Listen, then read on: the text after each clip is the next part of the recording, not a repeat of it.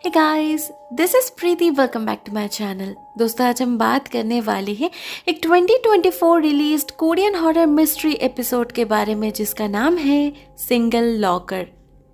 इस कहानी की शुरुआत होती है एक जेउन नाम के बंदे को दिखाते हुए, जो एक काफी इंट्रोवर्ट किस्म का इंसान है। लोगों से आसानी से घुल मिल नहीं पाता वो, जिस वजह से ना उसके बहुत सारे दोस्त थे और ना ही कोई गर्लफ्रेंड। इनफैक्ट लड़कियों से तो वो दूर ही रहता है। ऐसे में एक दिन उसका एक लौता दोस्त उसे क्लब में लेकर जाता है ताकि वो अपने लिए कोई गर्लफ्रेंड जुटा सके। वैसे तो दिखने में हैंडसम होने के कारण लड़कियां अपने आप ही अट्रैक्ट होती थी उसके तरफ, उसे कम्प्लीमेंट देती थी। जी, उनको बस उन्हें रिप्लाई करना था, किसी ना किसी से बात जरूर बन जाती। लेकिन इतना भी नहीं हो पाता जयून से। उल्टा सबके बीच तो वो और ज्यादा अनकंफर्टेबल फील करने लगा था। बहुत ही ऑकवर्डली एक कोने में चुप कर बैठ जाता है वो, और पूरा कोशिश करता है खुद को अनअप्रोचेबल दिखाने की, ताकि उस पर किसी का ध्यान न पड़े। होता भी बिल्कुल ऐसा ही।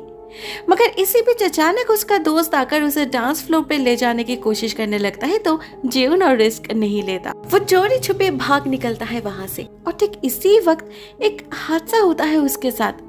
वो जब बस दरवाजे को क्रॉस करने ही वाला होता है, तो पास में रखे लॉकर बॉक्स का एक लॉकर अपने आप ही खुल जाता है उसके सामने, और उसके अंदर से जेउन को मिलता है एक टैरो कार्ड, द लवर्स नाम का। अब ये पूरा सिचुएशन ही काफी वियर्ड था, लेकिन टैरो कार्ड का मिलना शुभ माना जाता है, इसलिए जेउन उस कार्ड को अपने पास ही रख लेता है। और इसके बाद वो जाता है एक लड़की से मिलने उसके घर में। मतलब वो इतना भी डरपोक नहीं है, अपने लव लाइफ को सुधारने की कोशिश वो भी कर रहा है अपने तरीके से। लेकिन वहाँ उसकी और उस लड़की की बातचीत सुनकर हम समझ जाते हैं जेउन इतना हेजिटेट क्यों करता है किसी को भी अप्रोच करने के लिए। एक्चुअली डरता है वो रिजेक्शन से। वो जिस तरह के सीरियस रिलेशनशिप क्रेव करता है, जिस तरह के पार्टनर की उसे तलाश है, वैसा उसे कभी नहीं मिला। इवन ये लड़की भी सिर्फ उसके साथ फिजिकली एंजॉय करने के लिए ही उसे बुलाई थी, कोई इमोशनल इन्वॉल्वमेंट नहीं था उसका। जेउन जब उससे रिलेशनशिप की बात करता है, वो लड़की तो उस पर उल्टा हंसने ही लग जाती है, ऐसे जेउन ने कुछ बहुत ही फनी कह दिया हो। और ठीक ऐसे ही मौकों पर जीवन बहुत नर्वस फील करने लगता है। उसे समझ नहीं आता उसे क्या कहना चाहिए। खुद को एक बैकडेटेड फूल लगने लगता है उसे, और इसी के साथ शुरू होता है उसका हकलाना। हर बार यही तो होता है उसके साथ, इसीलिए तो आज तक एक भी गर्लफ्रेंड नहीं बना उसका। जैसे ही वो थोड़ा सा भी नर्वस हो जाता है, उसकी धड़कन तेज हो जाती है, वो स्टटर करने लगता है और आगे कुछ बोल ही नहीं पाता बेचारा। लेकिन ये उसके आइसोलेशन का मेन रीजन नहीं है, ये तो सिर्फ एक्सट्रीम सिचुएशंस में ही होता है। इन मैक्सिमम केसेस जेउन खुद ही कांटेक्ट तोड़ देता है लड़कियों से, क्योंकि उसे कोई पसंद ही नहीं आती। अब ऐसा नहीं है कि उसे किसी का साथ नहीं चाहिए, अकेलापन तो उसे भी काटने को दौड़ता है, लेकिन उन लड़कियों की तरह टाइम पास करने में कोई इंटरेस्ट नहीं है उसे तो कोई ऐसा चाहिए जो उसे समझे, उसके कमजोरियों से उसे जज न करे, जिसके साथ एक डीप कनेक्शन फील कर पाए जेउन। लेकिन कहाँ मिलेगी ऐसी लड़की, वो तो खुद उसे भी नहीं पता। उस दिन उस लड़की के घर से लौटते वक्त यही सब कुछ सोच रहा था जेउन। तभी सबवे से गुजरते वक्त अचानक ऊपर कहीं से कीचड़ गिरता है उसके कपड़ों पर, गंदा हो जाता है उसका शर्ट। अब ऐसे कपड़ों में तो वो काम पर नहीं जा सकता था, इसीलिए वो उस शर्ट को निकाल के एक फ्री लॉकर में रख देता है ताकि घर वापस जाते वक्त ले जा सके। और फिर वो वर्क प्लेस की तरफ रवाना हो जाता है। यहाँ पर हमें पता चलता है जेउन एक हेयर ड्रेसर है और एक पॉश सैलून में काम करता है। टैलेंटेड है, लेकिन हमेशा चुपचाप रहने के कारण उसके कलीग्स उसे पसंद नहीं करते। उन्हें लगता है वो घमंडी है और थोड़ा वियर्ड भी। दूसरी तरफ अपने हैंडसम लुक के कारण अनवांटेड अटेंशन भी उसे मिलता ही रहता है। जैसे इसी दिन जब वो एक मिडिल एज्ड लेडी का हेयर कट कर रहा था, तब वो लेडी बहाने से उसे उसका नंबर मांग लेती है। पहले तो जेउन मना करता है, ये कहकर कि ये उसके वर्क पॉलिसी के खिलाफ है, लेकिन वो लेडी भी इंसिस्ट करती रहती है। कहती है क्लाइंट्स के पास अपने हेयर ड्रेसर का नंबर तो होना ही चाहिए, क्या पता कब इमरजेंसी में कोई ज़रूरत पड़ जाए। जेउन रूड साउंड करना नहीं चाहता था, इसीलिए मजबूरन उसे अपना नंबर देना ही पड़ता है, जबकि उसे भी पता था इस लेडी का असली इंटेंशन क्या है। ऐसे सिचुएशंस में एक लड़का होकर भी खुद को बहुत हेल्पलेस फील करता है जेउन। ऐसा लगता है जैसे इस पूरे दुनिया में वो बिल्कुल अकेला है, कोई नहीं है उसका, परिवार तो कभी था ही नहीं, दोस्त भी अपने लाइफ में बिजी है और यहाँ सैलून में उसके कलीग्स हमेशा उसके नौकरी के पीछे पड़े रहते हैं। उन्हें लगता है जेउन अपने लुक्स का फायदा उठाता है, काम तो कुछ आता नहीं, सिर्फ लुक्स की वजह से ही उसे क्लाइंट्स मिलते हैं। जेउन समझ नहीं पाता क्यों हमेशा उसकी बुराई करते रहते हैं ये लोग, कभी पीठ पीछे तो कभी सामने। आखिर किसे पसंद होगा ऐसा एनवायरनमेंट। इस सब के चलते जेउन दिन में दिन और ज्यादा मायूस होता जा रहा था। लेकिन उसी दिन घर लौटते वक्त उसके साथ कुछ ऐसा होता है जिससे उसकी जिंदगी बदल जाती है। उस रात जब वो अपना शर्ट लेने वो लॉकर खोलता है तो देखता है अंदर उसके शर्ट के साथ किसी के बालों का एक गुच्छा भी पड़ा है, किसी लड़की का। लेकिन ये यहाँ पहुंचा कैसे? चाबी तो पूरा समय उसके पास ही था। तो क्या ये गुच्छा यहाँ पहले से ही था? उसी ने शायद नोटिस नहीं किया। फ्री लॉकर है, कोई कुछ भी रख सकता है। जेउन को तो यही लगता है, इसीलिए वो इस बात पर और ज्यादा ध्यान नहीं देता। नेक्स्ट 2 दिन उसका ऑफ था तो वो रिलैक्स करने का सोचता है, लेकिन उसे वो मौका मिले तब ना। नेक्स्ट डे उसका लैंडलॉर्ड आ जाता है उसे परेशान करने, उसका बनाया हुआ खाना खाता है, उसके पैसों पर दारू पीता है, घर को गंदा करता है और फिर जोर जबरदस्ती उससे पैसों की मांग भी करने लगता है वो आदमी। थैंकफुली जेउन जब उसे याद दिलाता है कि उसने कल ही अपना रेंट पे किया है और उसका कोई उधार भी अब बाकी नहीं है, तब उसकी अक्ल ठिकाने आ जाती है और वो डिसअपॉइंटेड होकर वहां से निकल जाता है। लेकिन उसके हरकतों से लगता नहीं कि ये पहली बार है या फिर आगे कभी नहीं होगा। ये तो जेउन की रोज की परेशानी थी। उधर उसी रात एक और हादसा होता है उसके साथ। वो सैलून वाली लेडी मैसेज करती है उसे कि उसके बालों में कुछ प्रॉब्लम हुआ है, वो कल सैलून जाएगी जेउन को दिखाने। लेकिन जेउन उन्हें मना कर देता है ये कहकर कि कल तो उसकी छुट्टी है। अब इससे वो लेडी काफी नाराज हो जाती है और डायरेक्टली जेउन से कहती है कि क्या वो समझ नहीं पाता कि ये सिर्फ एक बहाना है, वो सैलून जाती है सिर्फ और सिर्फ उससे मिलने। अब इसका कोई जवाब जेउन के पास नहीं था तो वो सिंपली उसे इग्नोर करता है। अगले ही पल उसके दोस्त का कॉल आ जाता है तो वो उसी में बिजी हो जाता है। उसे पता चलता है उसका दोस्त अपने 2 फीमेल फ्रेंड्स के साथ उसके घर आ रहा है, सभी एक साथ मिलकर खाना खाएंगे। इससे जेउन का उन लड़कियों से दोस्ती भी हो जाएगी। एक्चुअली उसका दोस्त चाहता था जेउन उन 2 लड़कियों में से किसी एक को अपनी गर्लफ्रेंड बना ले, तभी तो वो इतना एफर्ट डाल रहा था, क्योंकि उसे पता था उसका दोस्त कितना डिप्रेस्ड रहता है। जेउन के मना करने से भी नहीं सुनता वो, तो जेउन भी भागता है उनके लिए खाने का इंतजाम करने। तभी फिर से उसी सबर से गुजरते वक्त उसकी नजर पड़ती है उस लॉकर पर जिसके अंदर फिर से एक बालों का गुच्छा पड़ा था। जेउन समझ नहीं पाता क्या ये किसी का मजाक है, लेकिन ऐसा भद्दा मजाक कोई क्यों करेगा।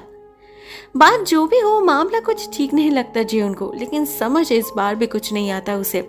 उधर उसके घर में गेस्ट इंतजार कर रहे थे तो वो घर चला जाता है और अपने दोस्त का सजेशन मानकर उनके साथ घुल मिलने की कोशिश करने लगता है। वैसे ज्यादातर बातचीत तो उसका दोस्त ही कर रहा था और वो जेन्युइनली कोशिश कर रहा था जेउन को कंफर्टेबल फील करवाने की। इनफैक्ट वो तो उसकी इतनी तारीफ कर रहा था जिससे एक लड़की ऑलरेडी इम्प्रेस्ड हो चुकी थी और वो काइंड ऑफ फ्लर्ट भी कर रही थी जेउन के साथ। अब जायज है उसके रिस्पॉन्स में बेचारी ने भी कुछ रोमांटिक रिप्लाई ही एक्सपेक्ट करी थी, लेकिन जेउन तो उसका इशारा समझ ही नहीं पाता। अजीबोगरीब बातें करने लग जाता है वो, लक, डेस्टिनी, ये सब डिस्कस करने लगता है वो उस लड़की के साथ, जिससे ऑब्वियसली वो लड़की बोर हो जाती है और वहां से चली जाती है।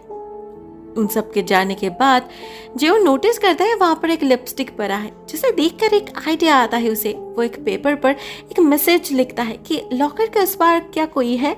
उसे पता था ये पागलपन है, फिर भी न जाने क्यों उसका मन कह रहा था ये कोई मजाक नहीं है, कुछ तो नेचुरल चल रहा है वहां। तो वो उसी रात चुपचाप जाकर उस कागज को उस लॉकर के अंदर रख देता है। लेकिन जब वो अगले दिन वो लॉकर खोलता है उसे फिर से एक बालों का गुच्छा ही मिलता है, कुछ और नहीं। तो इस बार वो और कोई मैसेज नहीं छोड़ता, बस एक डायरी और एक पेन रख देता है। क्या पता उस तरफ जो है वो उसे लिखकर कुछ बताना चाहता हो। तो थैंकफुली जेउन का ये तरीका सक्सेसफुल साबित होता है, क्योंकि नेक्स्ट डे उस लॉकर खोलने पर उसे और किसी का बाल नहीं मिलता, बल्कि मिलता है एक नोट। लेकिन उसके राइटिंग्स कुछ अजीब थे, लेटेस्ट जाना पहचाना तो था, फिर भी जेउन पढ़ नहीं पा रहा था उसे। फाइनली उसे समझ आता है ये राइटिंग्स रिवर्स में है, तो वो एक मिरर की मदद लेता है और उसके रिफ्लेक्शन में उस मैसेज को पढ़ना शुरू करता है। इससे जेउन को पता चलता है ये मैसेज किसी लड़की का है जो लॉकर के उस तरफ रहती है। मतलब जेउन का शक बिल्कुल सही था, ये लॉकर सच में मैजिकल है। पता चलता है कि इस लॉकर के उस तरफ भी एक दुनिया है, बिल्कुल इसी दुनिया की तरह। वहां भी बिल्कुल नॉर्मल लोग रहते हैं, वहां भी वो सब कुछ होता है जो इस दुनिया में होता है। जैसे वहां पे कोरिया का कैपिटल सोल है, 2022 में वहां वर्ल्ड कप हुआ था और 2019 में कोरोना, एग्जैक्टली जो इस दुनिया में हुआ था। फर्क सिर्फ इतना है कि वो दुनिया इस दुनिया का मिरर रिफ्लेक्शन है, मतलब उल्टा। यहाँ पर जो राइट है वहाँ वो लेफ्ट है, यहाँ पर जब दिन है वहाँ है वो रात। That's all. सबसे पहले तो वो लड़की जेउन से माफी मांगती है उसे डराने के लिए, लेकिन उसके पास और कोई ऑप्शन नहीं था। वो बताती है उसे हाल ही में इस लॉकर के बारे में पता चला है, इसीलिए अपने शक को कंफर्म करने के लिए ही वो लॉकर में ऐसे अटपटा चीजें छोड़ती थी ताकि इस दुनिया में रहने वाले किसी का अटेंशन पा सके वो, जो उसे फाइनली मिल ही गया। जेउन जैसे जैसे उसके मैसेजेस को पढ़ता जा रहा था उसकी क्यूरियोसिटी और ज़्यादा बढ़ती जा रही थी। वो हर रोज़ किसी न किसी सवाल के साथ डायरी छोड़ने लगा था उस लॉकर में। ये जैसे उसके एक डेली रिचुअल बन चुका था। वो पूरा दिन इंतज़ार करता था इस पल का। जस्ट कुछ ही दिनों में वो उस लड़की से इतनी बात कर चुका था जो शायद उसने पिछले कई सालों में किसी से न किया हो। ऐसे ही दिन बीत रहे थे। ऐसे में अचानक एक दिन गाना सुनते वक्त जेउन को कॉस्मोलॉजी के बारे में पता चलता है, जिसमें मल्टीवर्स के बारे में बताया जा रहा था। इससे जेउन समझ जाता है वो लॉकर असल में एक पोर्टल है, उसके और उस लड़की के दुनिया के बीच का एक गेटवे, मे बी एक लौता कनेक्शन जो उन लोगों ने अपने अनजाने में ही ढूंढ निकाला है। अब ये किसी मैजिक से कम थोड़ी ना है। ऐसे में एक दिन वो लड़की उससे पूछती है क्या वो उसकी आवाज सुन सकती है। अब वैसे तो ये एक बहुत ही आम बात थी, उसे बस अपना वॉइस रिकॉर्ड करके उस रिकॉर्डर को उस लॉकर में रख देना था, लेकिन जेउन के लिए नहीं। सिर्फ अपना इंट्रोडक्शन देते हुए ही बहुत हकलाता है वो, लेकिन इससे फायदा भी होता है बहुत ज्यादा। अब वो दोनों पहले से भी ज्यादा बात करने लगे थे, एक दूसरे को जानने लगे थे ज्यादा। जेउन को पता चलता है उस लड़के का नाम जियो है और वो एक कॉर्पोरेट वर्कर है। इस सबवे से निकलकर कुछ ही दूरी पर घर है उसका, राइट साइड पर, मतलब उसके दुनिया में लेफ्ट साइड पर। जेउन जिस सैलून में काम करता है, जिस फास्ट फूड सेंटर में रोज खाना खाता है, वो सब ही मौजूद है उसके दुनिया में। सिर्फ उनमें काम करने वाले लोग अलग है, उनका नाम अलग है। जेउन भी उसे अपने बारे में बहुत कुछ बताता है, उसका घर, उसका काम और उसके नेवर एंडिंग लोनलीनेस के बारे में। वो बताता है इससे वो हर रोज कितना सफर करता है, कितना डिप्रेशन और फ्रस्ट्रेशन से लड़ना पड़ता है उसे। सब कुछ कितना खोखला है यहाँ, कितना एम्प्टी है। सभी सिर्फ दिखावे के पीछे ही भाग रहे हैं, जिसमें को पार करके रूहानी तलब के बारे में कोई सोचता ही नहीं। अब इस मैसेज के जवाब में एक बेहद अजीब जवाब मिलता है जेउन को। जीव बताती है उसका हाल भी एग्जैक्टली ऐसा ही है, वो भी बिल्कुल अकेली है। यहाँ कोई नहीं है जो उसे समझ सके, जिससे वो अपना सुख दुख बांट सके। कभी कभी तो लगता है शायद वक्त ही रुक गया है उसके लिए। खुद को वो उतना ही अधूरा महसूस करती है जितना जेउन इस दुनिया में करता है। अब दोनों अधूरे इंसान जो तो कम्प्लीटली अलग दुनिया से बिलोंग करते हैं, उनका ऐसे मिलना, क्या ये सिर्फ कोई कोइंसिडेंस था? शायद नहीं। जेउन को तो ये लगने लगा था कि शायद इसीलिए उसे इस दुनिया से कोई लड़की पसंद नहीं आती, क्योंकि उसकी सोलमेट जिसकी उसे तलाश है वो शायद इस दुनिया से बिलोंग ही नहीं करती।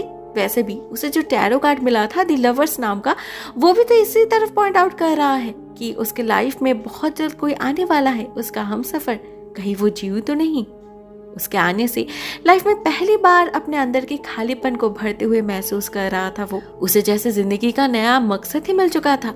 उसे याद करके कंप्लीट फील करने लगा था जेउन। हमेशा खुश रहने लगा था, हंसने लगा था, जिससे उसके कलीग्स भी हैरान थे। क्या ये प्यार था? क्या उसे प्यार हो चुका था जियो से? इस बात की भनक उसे तब लगती है जब जियो का मैसेज आना बंद हो जाता है।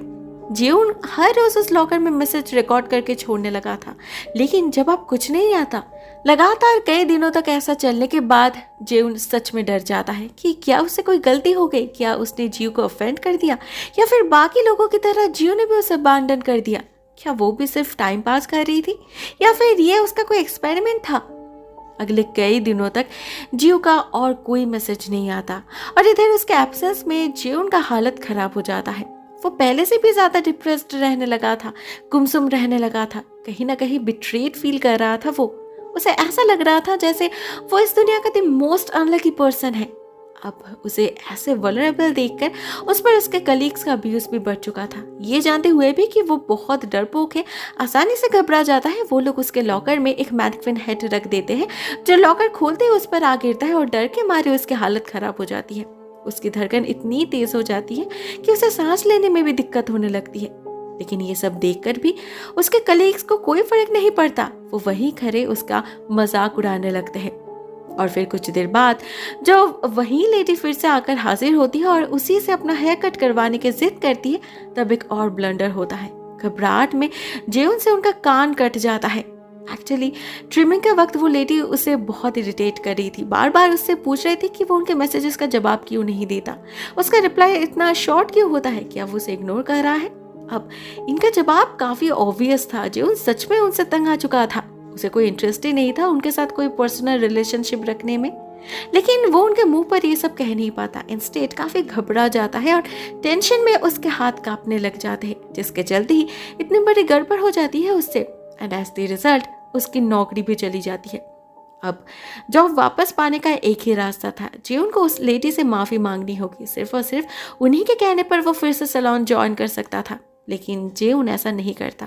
टू बी ऑनेस्ट, उसे जॉब जाने का इतना दुख भी नहीं था जितना वो ये सोचकर दुखी हो रहा था कि इस दुख को शेयर करने वाला उसका कोई नहीं है। वो बहुत ही ज्यादा मिस कर रहा था जीव को। ये सोचकर डर रहा था कि शायद फिर कभी उससे कांटेक्ट नहीं हो पाएगा।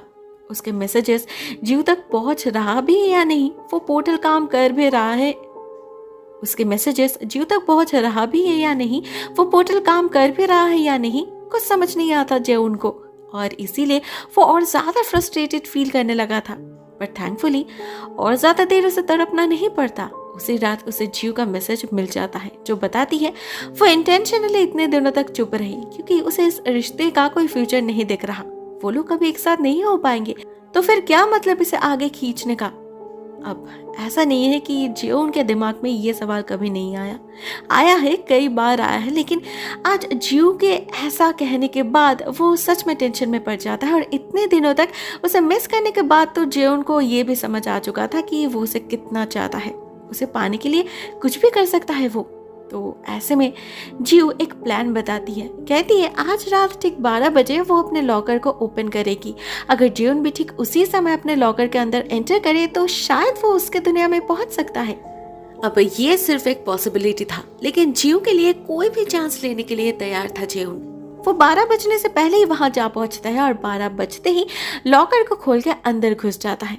सरप्राइजिंगली धीरे धीरे उसका पूरा शरीर ही घुस जाता है इस छोटे से लॉकर में और वो बाहर निकलता है जियो के दुनिया में। हम देखते हैं ये दुनिया सच में ही सेम है, बस उल्टा है। और रियल वर्ल्ड में जहाँ मल्टीपल लॉकर्स है उस जगह यहाँ सिर्फ एक ही लॉकर है, सिंगल लॉकर। मगर इससे जियो को कोई फर्क नहीं पड़ता, उसकी आंखें तो सिर्फ जियो को ढूंढ रही थी। लेकिन जब वो आसपास कहीं दिखाई नहीं देती तो जियो ने इसके घर जाने का डिसाइड करता है, जिसका एड्रेस उसे पता था, जियो ने उसे बताई थी, ज्यादा दूर नहीं है यहाँ से। लेकिन जैसे ही वो सबों से बाहर निकलने की कोशिश करने लगता है तो एक बहुत ही अजीब चीज नोटिस करता है जेउन कि वो जिस किसी भी एग्जिट से बाहर क्यों ना निकले, वो घूम फिर के वापस सबवे के अंदर ही आ रहा था। सारी एग्जिट ट्राई कर चुका था जेउन, भाग भाग कर थक चुका था बेचारा। उसे समझ नहीं आ रहा था आखिर ये जगह है क्या, वो बाहर क्यों नहीं जा पा रहा, कहाँ है वो दुनिया जिसके बारे में जियो ने उसे बताया था। फाइनली जब उसे और कोई उपाय नजर नहीं आता तो वो वापस जाने का फैसला कर लेता है। लेकिन जैसे ही वो उस लॉकर को खोलता है उसे कुछ ऐसा दिखता है जिससे उसकी रूह तक कांप उठती है। वो देखता है लॉकर के उस पार एक लड़की खड़ी है जो दिखने में बहुत ही भयानक लग रही थी। उसके कपड़े गंदे थे, फेस डिस्टॉर्टेड था और बाल, उसके सर में तो बाल ही नहीं थे, आधे से ज्यादा पोर्शन खाली था, घाव हो रखे थे वहां। और उसका बॉडी लैंग्वेज पे कुछ सही नहीं लग रहा था। ऐसे में जब जेउन उससे पूछता है वो कौन है, वो कुछ नहीं कहती, एक अजीब सी स्माइल देती है और अपने तरफ के लॉकर को बंद कर देती है, जिसके साथ साथ जेउन की तरफ का लॉकर भी एक नॉर्मल लॉकर में बदल जाता है। अब इसके बाद जेउन का क्या होता है वो भले ही हमें दिखाई नहीं जाता, लेकिन इस लड़की के हालत से हम अंदाजा जरूर लगा लेते हैं। हमें पता चलता है यही है जियो जिसने जेउन को मैनिपुलेट करके उससे इस लॉकर का दरवाजा खुलवाया और फिर उसे अपनी जगह उस दुनिया में भेजकर खुद इस दुनिया में वापस आ गई। क्यों? क्योंकि वो वापस आना चाहती थी अपने दुनिया में। एक्चुअली कुछ महीने पहले तक वो जेउन की तरह एक नॉर्मल लड़की थी जो इस दुनिया में रहती थी, उसी घर में जिसका एड्रेस उसने जेउन को दिया था। लेकिन उसी भी किसी ने उस लॉकर में लॉक कर दिया था। मे बी उस शख्स को भी बाहर निकलना था, इसलिए मे बी जियो ने जैसे जेउन को कांटेक्ट किया था ठीक वैसे ही उस शख्स ने भी जियो को कांटेक्ट किया होगा। लेकिन वो तो सिंपली उसे बता सकता था ना कि वो वहां फंस चुका है, उसे बाहर आने के लिए ठीक 12 बजे उस लॉकर को खोलना होगा। मगर शायद इससे काम नहीं चलता। मे बी उस लॉकर से कोई तभी बाहर निकल सकता है जब बदले में कोई अंदर जाता हो। शायद जियो को भी किसी ने धोखा दिया था, झूठे प्यार के चक्कर में फंसा दिया था उस दुनिया में। जियोन की तरह उस बेचारी ने भी बहुत कोशिश करी थी वहां से निकलने की। पागलों की जैसे हालत हो चुकी थी उसकी। बात इस हद तक पहुंच चुकी थी कि उसने अपना हाथ काट के उस खून से दिन की गिनती रखी, अपने माथे से बाल उखाड़ के उस लॉकर में रखा जिससे किसी की नजर पड़े और वो उसे फंसा सके, क्योंकि सिंपली उसके पास और कोई जरिया नहीं था। असली अकेलेपन से तो वो भुगत रही थी। जब वो जेऊ से कहती थी ना कि वो अकेली है, वो झूठ नहीं था, वो सच में सफर कर रही थी, वो भी कई महीनों से। ऐसे में कोई भी सही गलत का फैसला करने के हालत में नहीं रहता। यहाँ बात सर्वाइवल की आ जाती है, क्योंकि ये कोई पैरेलल यूनिवर्स था ही नहीं, ये तो शायद कोई ग्लिच था जो टाइम लूप में बने किसी गलती से बन गया होगा। तो क्या वहाँ जियोन की हालत भी अभी जियो जैसी ही होगी कि वो भी किसी को फंसाएगा बाहर निकलने के लिए? God knows. दोस्तों, इसका जवाब हमें नहीं मिलता, लेकिन at the very last scene हमें उस सबवे में एक सीसीटीवी कैमरा दिखाई जाती है जहां 24/7 सब कुछ रिकॉर्ड हो रहा था। तो अगर किसी ने उन फुटेजेस को चेक किया या फिर जियो ने किसी को बताई तो शायद जियो का कुछ हो सकता है, नहीं तो बेचारे को पता नहीं कितने दिनों तक सड़ना पड़ेगा उस जेल में। ऑल्सो यहाँ पर हमें ये भी पता चलता है कि जियोन को असल में जो टैरो कार्ड मिला था वो रिवर्स में था, और द लवर्स कार्ड का इन रिवर्स मतलब होता है बिट्रेयल, जो इन रियलिटी जियोन को मिला। अब इसका नतीजा कितना भयानक होगा वो तो ओनली गॉड नोस। दोस्तों, आपको क्या लगता है, क्या होगा जियोन के साथ? कमेंट सेक्शन में अपने थॉट्स शेयर जरूर करना। आज के लिए बस इतना ही दोस्तों। Thank you so much for watching this video. बहुत जल्द मिलते हैं किसी और नई वीडियो के साथ, तब तक के लिए टेक केयर, टाटा।